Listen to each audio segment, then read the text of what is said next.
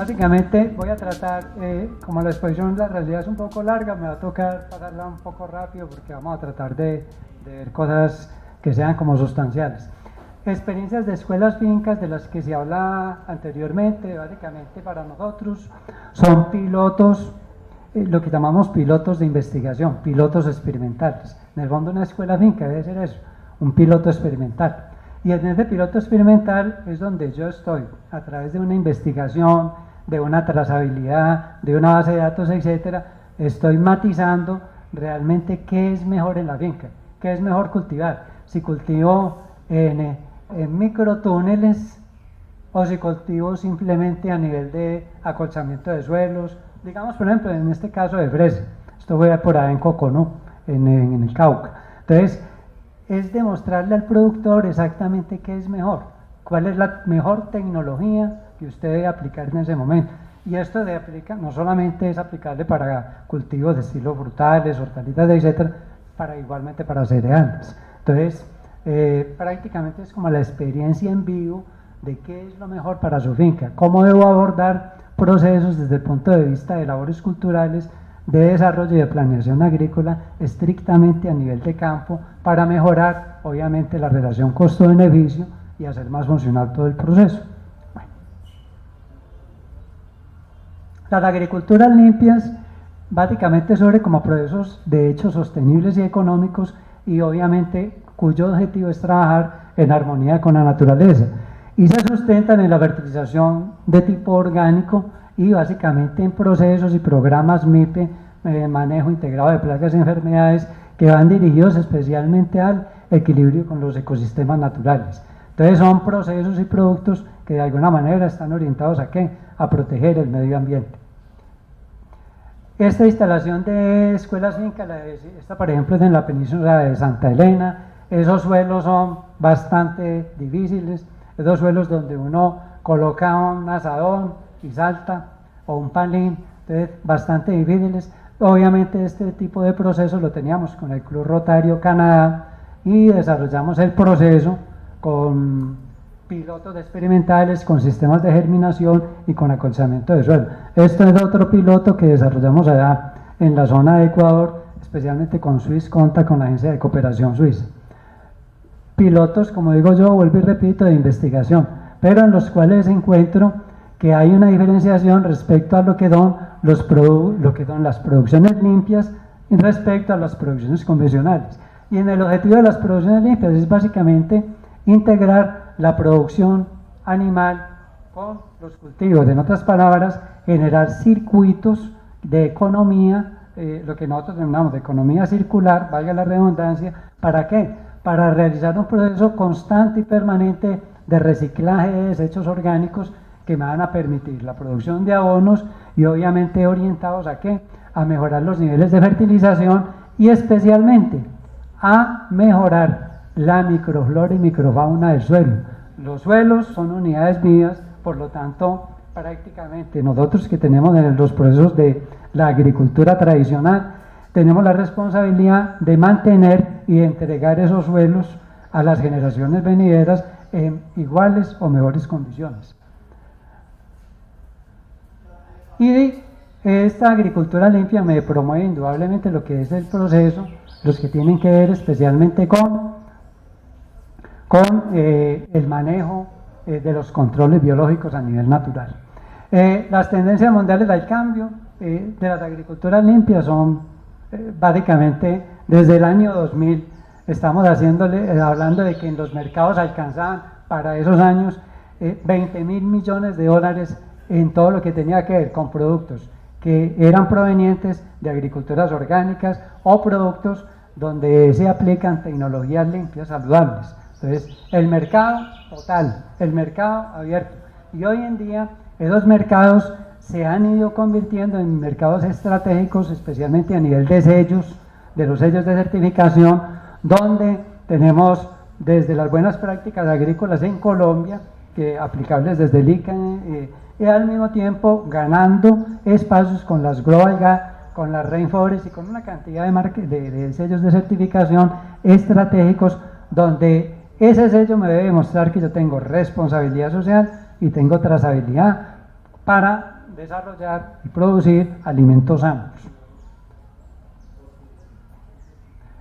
¿Cómo se explica el cambio? La necesidad indudablemente de alimentarse con productos sanos, protección del medio ambiente, tecnologías, ¿para qué? Casi que para competir con ese tipo de tecnologías caras y contaminantes que nos vendió la revolución verde. ¿Sí?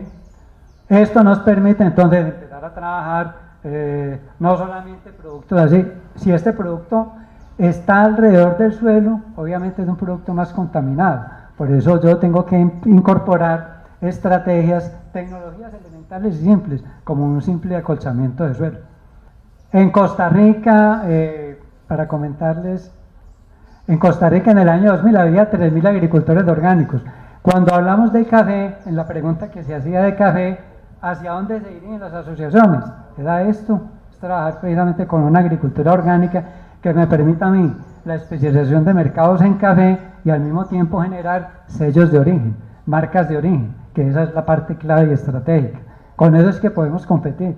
Obviamente no podíamos competir con la agricultura tradicional de café basada simplemente en las fórmulas de echarle 100 gramos de producción a una planta.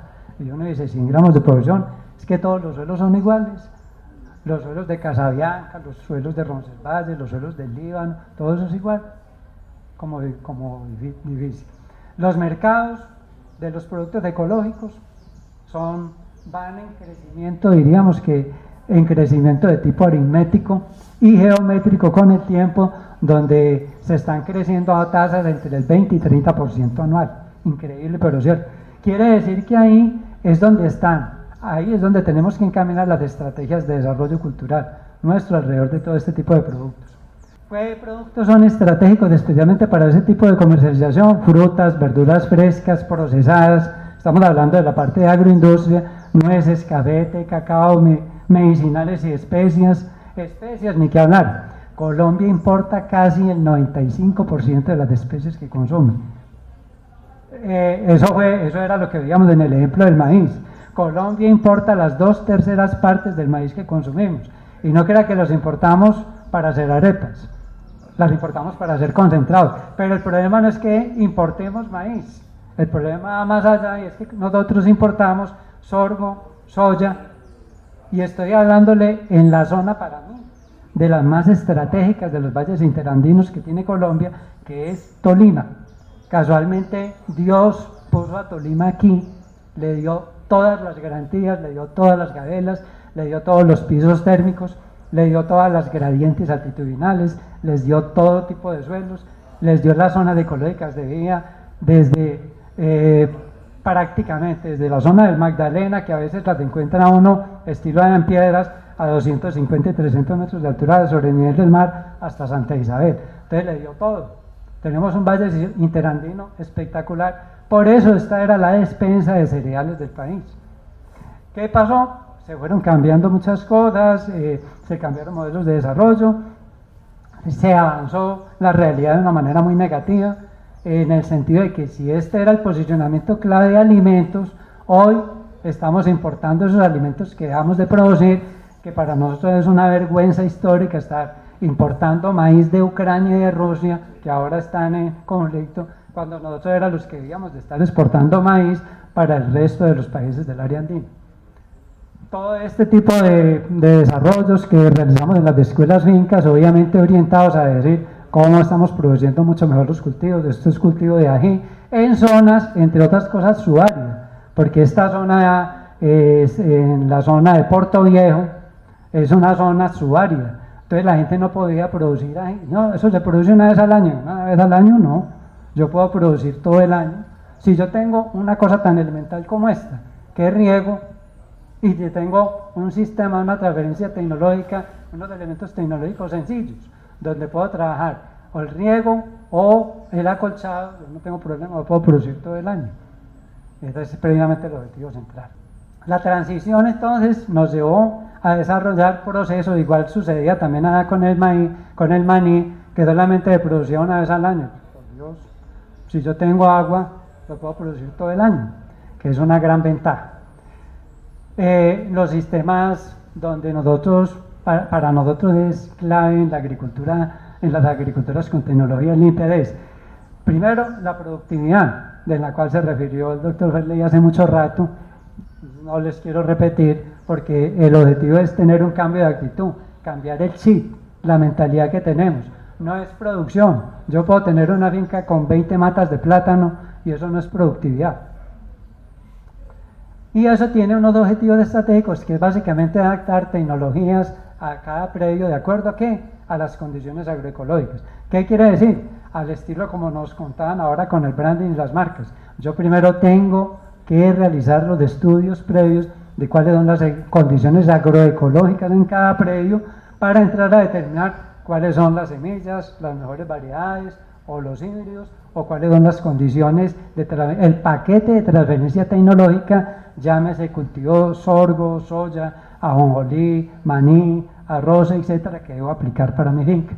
¿Esto para qué? Para optimizar obviamente los recursos que me van a permitir las labores de campo, y en ese sentido todo está orientado a que yo tengo que hacer innovaciones.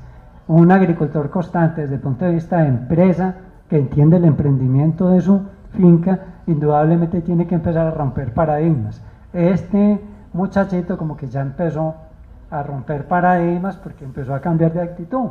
Y así lo vemos. Por ejemplo, esto fue en Sora, en Boyacá, donde a este señor que toda la vida había cultivado cebolla, papa, ¿qué se le iba a ocurrir? Que él podía sembrar sábila. Ahora escuché algo respecto a la sábila, pero ¿y qué pasó con la sábila? Pasaron muchas cosas, pero la orientación que tenía el cultivo de la sábila hoy en día es tan clave, tan estratégica, que Coca-Cola empezó a comprar a todas esas pequeñas embotelladoras que producían agua con sábila. Se empezó a apoderar de la marca. Entonces, ¿hacia dónde iba la sábila? Iba hacia un mercado pero muy estratégico, bastante interesante, que eran no solamente aguas saborizadas, sino aguas con un destino específico de tener un elemento medicinal a bordo que pudiera ser interesante desde el punto de vista comercial para los consumidores. Entonces, otro pilar estratégico fuera de la productividad, el paquete de transferencia tecnológica. ¿Cómo comprendimos eso? A través de las escuelas finca. A través de la escuela finca uno comprende cuál es el paquete que debo aplicar en mi finca para producir mejor esa frambuesa, esa granadilla, ese café o producir mejor esas hortalizas. Entonces, eso es fundamental en el sentido de tener el conocimiento e interpretación de las condiciones ecológicas adecuadas y características, no solamente de la finca, sino del suelo, de las aguas, de la topografía, de la estructura física, de la estructura química, físico-química del suelo, cómo debo hacer los procesos de germinación, cómo debo manejar los paquetes integrados de plagas y enfermedades, caracterizar cuáles son los controladores biológicos que encuentro en las fincas, que eso sí que es importante. Desafortunadamente en nuestro medio nos enseñaron hace mucho rato que cuando nosotros entramos a una finca, el ingeniero agrónomo o el veterinario, no, que vaya a mirar plagas. Por Dios, ¿acaso ese es el papel de un ingeniero agrónomo? ¿Mirar plagas? Primero hay que mirar los controladores biológicos y caracterizarlos, los que existen en la finca, y después ya miro cómo es la ecología de las plagas, sus ecohábitats, sus formas de multiplicación, sus características. Pero si yo no encuentro los controladores biológicos, ¿qué nos está pasando con la agricultura actual? Entonces entran ya no ingenieros agrónomos que presten una verdadera asistencia técnica, sino que entran las casas comerciales a manejarle a usted el cultivo. ¿Y cómo se lo maneja? Como quiera. Se lo vuelven trizas. Y si yo tengo, por ejemplo, como ahora, que entre otras cosas, en el panorama que nos mostraba el doctor Ferley hace rato, algo que ha crecido sustancialmente en área y en cultivos han sido aguacate y cítricos, especialmente el limón Tahití, aquí en el Tolima. Y no solamente Tolima, igual para el eje cafetero, para Antioquia y para el Valle. Y uno encuentra que esos cultivos se los empezaron a manejar fue las casas comerciales, y obviamente, ¿qué hace una casa comercial? Pues vender los productos. Pero cuando se están vendiendo los productos, ellos no han hecho la caracterización de los controles biológicos. Si no la han hecho, ¿qué están haciendo? Barriendo con polinizadores y barriendo con los pocos controles biológicos o muchos que tenemos nosotros a nivel de las zonas ecológicas de vida. Bueno, muy bien. En un paquete de transferencia tecnológica, determinación de las zonas agroecológicas, caracterización de suelos y aguas, selección de variedades, rotación de cultivos, fundamental, sistemas de drenaje riego tecnificado, acolchamiento de suelo, estaciones de germinación, microtúneles para la producción, producción de compost, otra cosa importante, producción de compost, de biones, de lombricultura, caldos microbiológicos, en otras palabras, la aplicación de los elementos de la biotecnología. ¿Cómo vamos a entrar a la bioeconomía si no estamos aplicando, especialmente en la parte agrícola, estos componentes que son estratégicos? Estos son los que me tienen que llevar a fortalecer todos los elementos de desarrollo desde el punto de vista de la bioeconomía que yo le aplico al campo y especialmente aquí a mi finca. En los procesos, lo que son procesos de trofobiosis y la integración de sistemas, especialmente que tienen que ver con alelopatía. Esto para mostrarles entonces, desde las escuelas empezamos a desarrollar procesos. Entonces yo puedo tener el vivero, pero yo tengo que darle trazabilidad a los viveros, tengo que tratar de minimizar el impacto del suelo, de patógenos del suelo, especialmente con el material de vivero. O en los procesos de germinación, tener una germinación del 100% excelente, maravillosa, ¿a partir de qué? De las condiciones elementales de un simple microtúnel con un sistema de nebulización. ¿Y esto en qué? En Guado.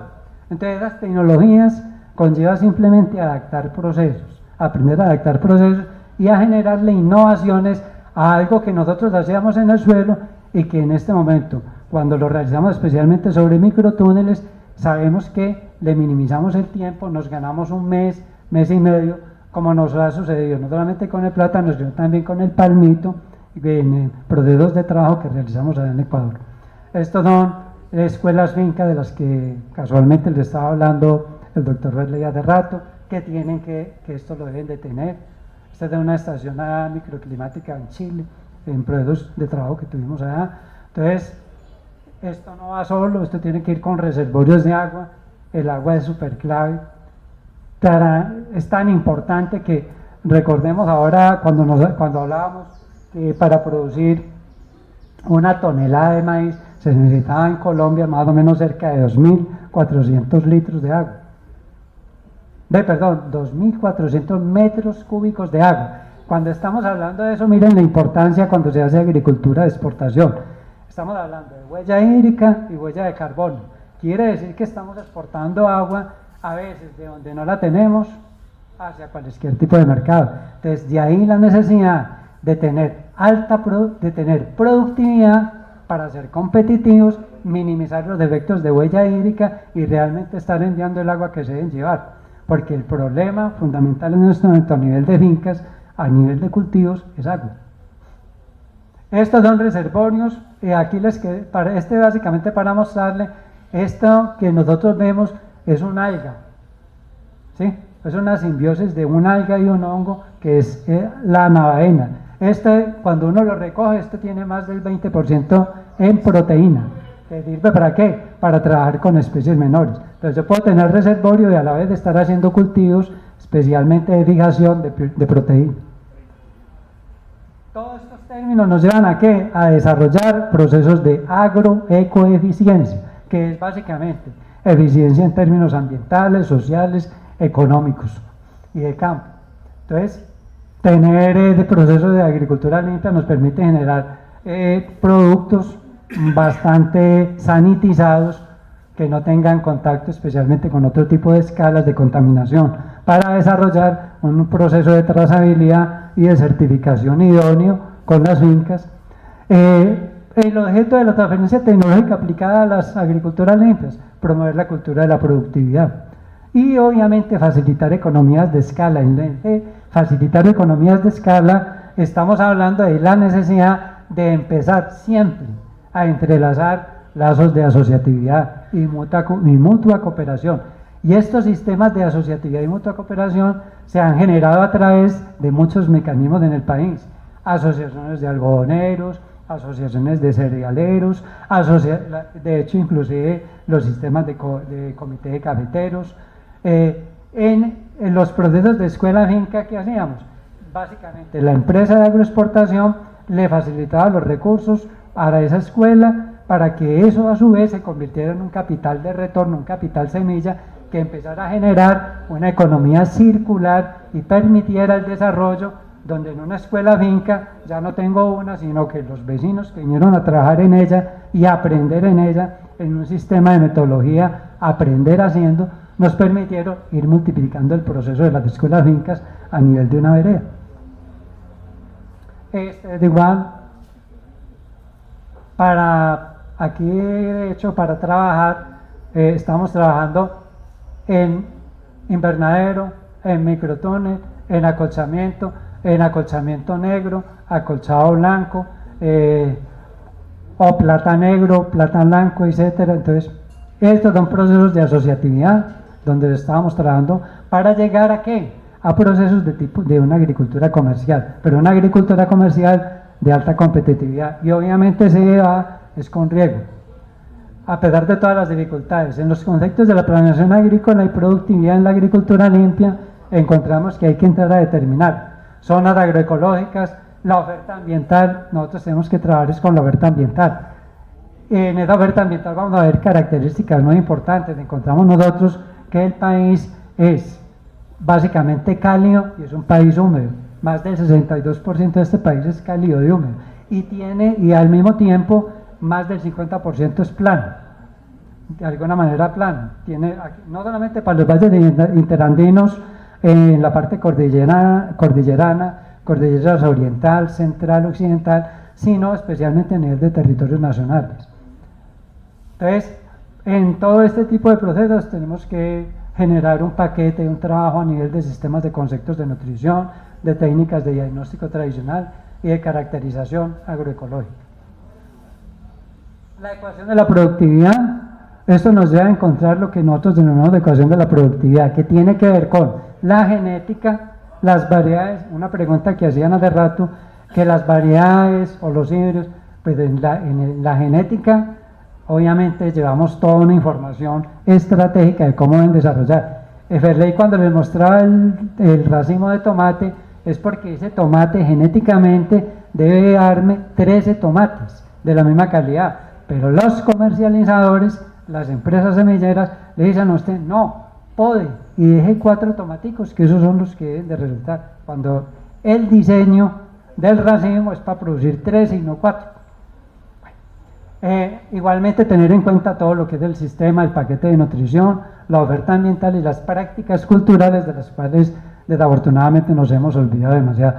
En términos, digamos, especialmente de productividad biológica, nosotros estamos ubicados en el trópico. Estar ubicados en el trópico nos da unas características esenciales, como estar produciendo desde el punto de vista de biomasa en las plantas, estar produciendo más de 600 gramos por centímetro cuadrado año, por planta. Esa otra manera de mirarlo es, cuando nosotros lo observamos en el mundo, todo el sistema tropical es el que me produce entre 900 y 1200 gramos por centímetro cuadrado año. Quiere decir que nosotros que tenemos estas ventajas, pues, hombre, las deberíamos estar aprovechando, porque estos otros países no producen ni siquiera 600, todo lo que está alrededor del subtrópico. Pero hoy encontramos que por malas prácticas, malos manejos, malas administraciones públicas, falta de una estructura administrativa más acorde con lo que es el desarrollo agrícola, no somos competitivos. Increíble que hay países del subtrópico que se han vuelto más competitivos que nosotros, y de esos países nos mandan maíz, nos mandan la cebolla roja, nos mandan, bueno, ¿para qué hablar? Entonces, estas ventajas competitivas tienen que ver con la zona tropical, la oferta ambiental tiene que ver con la temperatura, la precipitación. Nosotros tenemos áreas donde tenemos más de 1800 horas luz al año, y esas áreas son estratégicas para la producción. Perdón, tan estratégicas que uno encuentra por qué se han venido mexicanos, peruanos y chilenos a comprar tierras para los cultivos de aguacate, porque resulta que el aguacate como mínimo necesita 1600 milímetros de lluvia al año. Entonces, allá tienen buenos territorios, tienen de los rangos de humedad relativa ambiental, rangos de excelentes, a veces entre 70 y 80% de humedad relativa ambiental, muy buena puede ser, pero no tienen esas precipitaciones superiores. Y entonces uno encuentra que hay muchas zonas subdesérticas de estilo México y estilo Chile y estilo Perú. Entonces por eso les ha tocado venirse a comprar tierras aquí, porque los suelos aquí, las topografías aquí y especialmente la oferta ambiental sí les ha permitido que aquí llueve más de 1.600 milímetros al año, y eso es determinante especialmente para un proceso de cultivo. Entonces encontramos que estamos en zona tropical con una oferta ambiental espectacular, a veces de más de 1.800 horas luz y obviamente también a veces de más de 2.000 milímetros al año. Especies forestales, ubicación estratégica, turnos de cosecha obviamente más rápidos, incentivos y beneficios tributarios que deberíamos estar acopiando. Esto para mostrarles, así es nuestro país, mire, donde en La Guajira tenemos 3.000 horas, en este sector prácticamente de lo que es la parte de entre la cordillera oriental y la central, 2.000 horas, ya si nos vamos aquí a territorios nacionales 2.700 horas, obviamente en Chocó tenemos 800 horas, entonces estás diciendo lo que pasa aquí como lo que pasa en Brasil, que es que yo puedo sembrar en la selva amazónica sorgo, soya, cultivos, ¿a qué horas, por Dios, si yo no tengo una oferta ambiental bien estratégica? Esto es Colombia desde el punto de vista de las zonas isotérmicas, miren, y estamos hablando de temperaturas superiores a 24 grados centígrados con radiaciones superiores a 1.800 horas, mire que la encontramos en más de medio país, pero lo tenemos desaprovechado. Y así como nos pasa con Colombia, pues obviamente también nos pasa con estas zonas. Igual nos sucede con la precipitación. En otras palabras, Colombia tiene suelos mayoritariamente húmedos y cálidos en más de un 80% y más o menos un 20% seco. En esto prevalecen suelos que tienen muy buenas características, especialmente a nivel de fertilidad, que son insectisoles y entisoles. Mucho territorio inclusive en el que está asentado el Tolima, en municipios del Tolima, tienen esta característica de suelos. Características que son, en el caso de los suelos andisoles, que son provenientes de formación volcánica, los entisoles y los insectisoles, miren, que tienen niveles de fertilidad natural superiores inclusive al 5%. Entonces, son bastante interesantes, suelos de esas características, andisoles que son formados a partir de roca volcánica, suelos donde encontramos 2-3 metros de profundidad con excelente materia orgánica, medianamente ácidos, pero que tienen buenos procesos de meteorización, etcétera, etcétera. Andisoles, factores determinantes en los cultivos, determinantes son la radiación solar, que esto hay que encontrarlo. Entonces, antes de uno establecer cultivos, esto es lo que tiene que entrar a determinar. ¿Cuáles son los factores determinantes para esa producción? Si tengo buena radiación solar, si son zonas donde voy a tener buen intercambio gaseoso, temperaturas adecuadas, propiedades biológicas y genéticas de los cultivos, o los factores que son limitantes en el suministro y disponibilidad de agua y los nutrientes a nivel de suelo, los factores que reducen un cultivo como son las arbences, las malezas, las plagas y enfermedades, las heladas y granizo, o especialmente las zonas de incendio. Bueno, yo pensaría que ha sido un verdadero honor para compartir con ustedes.